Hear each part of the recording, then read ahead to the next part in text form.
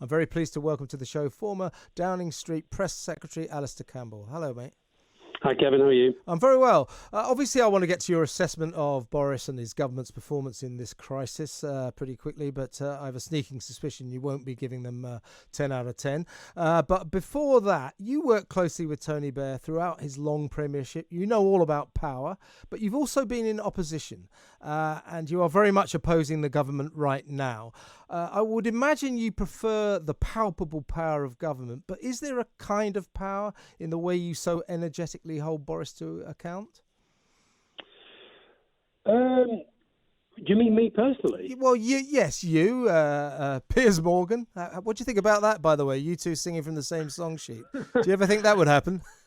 Yeah, it's not the first time, but I think, to be fair, I think Piers, although he, I think he's a bit too fond of his own voice and a bit narcissistic in that Trumpian way, but I do think he's done a very good job, and I think there's not enough journalists doing it.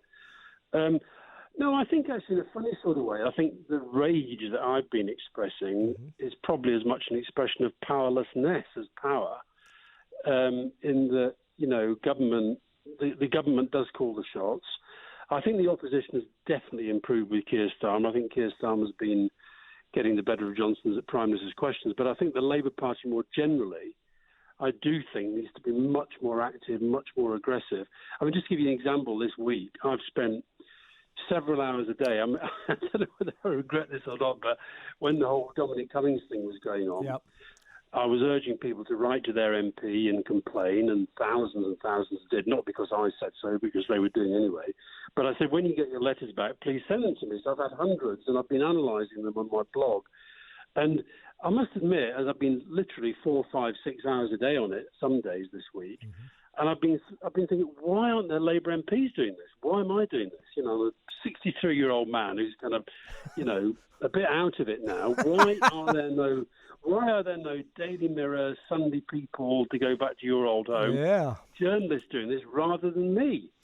I know. And why no Labour MPs? It's strange the way the journalists don't seem to be holding the government to account particularly successfully. Talking of the government, though, my assessment of where the country's at now, I just mentioned it before, there's a strange dichotomy between a government that still thinks it's calling the shots and a nation that kind of stopped listening at least 3 weeks ago. Do you think Dominic Cummings ended the lockdown? I think it played a part. And look, even though I can't stand the government and I don't trust them, I am still spending pretty much 23 hours of every 24 in my house. Because I think you should. I think in a crisis you should listen to the government, but they do have themselves to blame for this because, there's been no consistent leadership. I think these government briefings, I've watched pretty much every of them, they're just true. They're a masterclass in terrible communication. And they were right to have them. They were right to have the scientists and the medical people involved. But the scientists and medical people, I think, have got wind of the fact now. I think the penny's finally dropped that they've just been used. They're not listening to the science. They never really have. I mean, and if they were, we had this great fanfare about this new biotech security centre that was being formed, and it was going to sort of, be a kind of game changer. Yeah, it's always a game changer. It's always a game changer. It's always a game changer. The app in the ROI was a game changer. And, what's happened is that because they haven't managed to get it under control, they're basically now just saying, well, we'll ignore it. So, yes, the lockdown is breaking down. And, I don't think I've ever seen such a combination of venality and incompetence. And the thing about the Cummings business, right, I don't think the public would have minded quite as much as they did at what was a blatant act of total hypocrisy if they felt the government was on top of things. But it's not. And we are now, I don't know if you know this, Kevin, we are now, if you take out Belgium, which is way ahead of everybody because they've got a completely different way of reporting. They are assuming that any death is COVID unless proved otherwise, okay? Right. So they are way out in front. But apart from them, the UK is now top in the world for deaths per million. Top. Almost 600 per million. Now, that is by any recognition of failure. And yet, that clown, Johnson, still talks about our success. He says how proud he is that they've driven down the death rate. Well, driven it down from what? It can't be any higher if you're at the top of the world league table. And he's talked about how well they've done in stopping the NHS from being overwhelmed. That will only be a success if we don't get a second peak. And the worry is, as the R number, this famed R number, in the Northwest today, it is over 1. That is really genuinely worrying. And the West, I think Cornwall's in trouble as well on that. Yeah. Do you think that? I mean, these rules that they keep barking out to us, I think they're becoming baffling and random.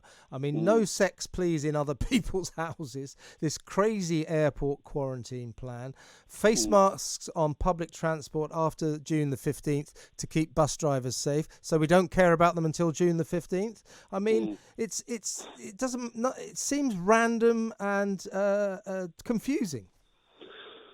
Well, it not just seems random and confusing, it is random and confusing. And I think if you think about, I mean, I've written a piece for this is a bit complicated, this story, but I'll tell you about it. I've written a piece for The Independent this morning about my barber, who's an Albanian, okay?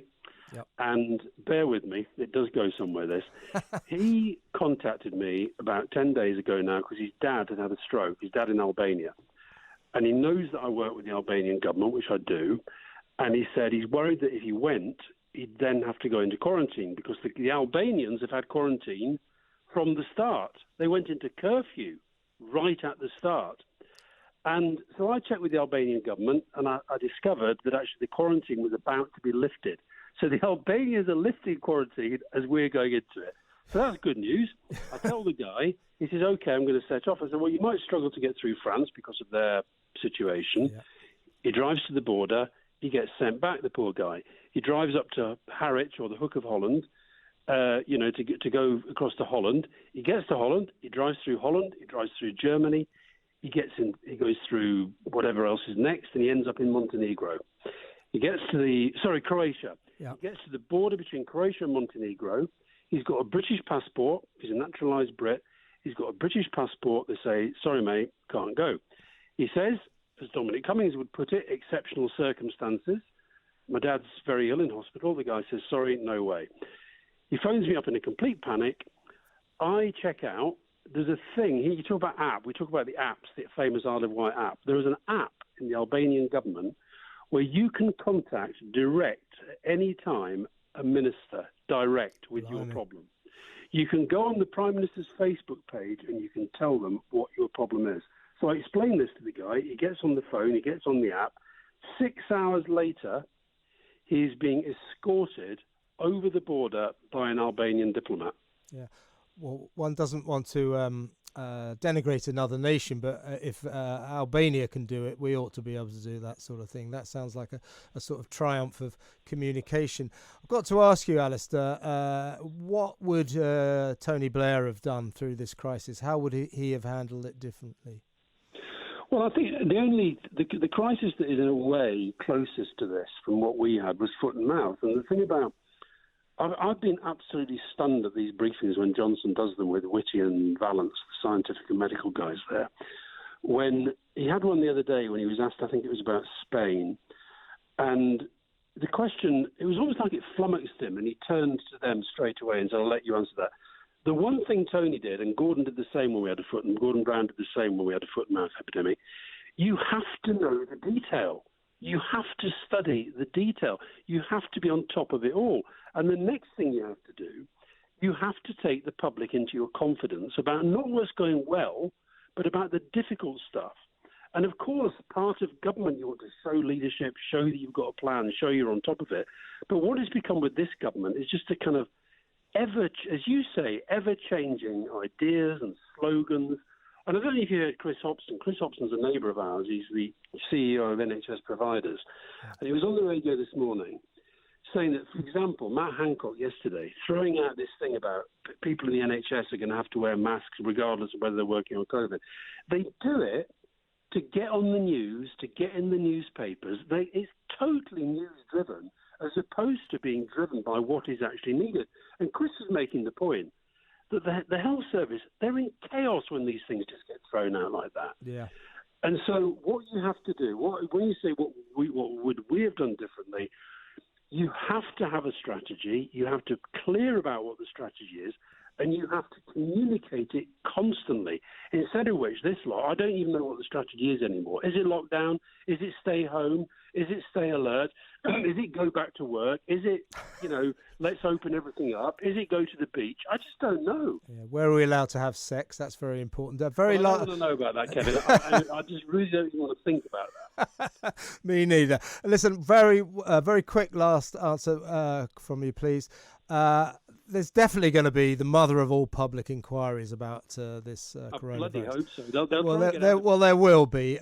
Who do you think is going to be in trouble when that inquiry starts? The scientists, the politicians, or both? Well, definitely both. But the ones who've got to take responsibility, I've written a piece for a foreign paper this morning, but I actually now have reached the point where I think we have to hold Boris Johnson personally culpable and the government culpable for tens of thousands of deaths. And a lawyer was in touch with me the other day, and I must admit, having worked in government for so long, I didn't know this. Government departments can be liable for prosecutions for corporate manslaughter, and I think that's what you're looking at now. I think that these people are responsible for tens of thousands of deaths. I tell you, I do think there's going to be trouble ahead for all sorts of people. Alastair, thanks so much for your time. Thanks, always a pleasure.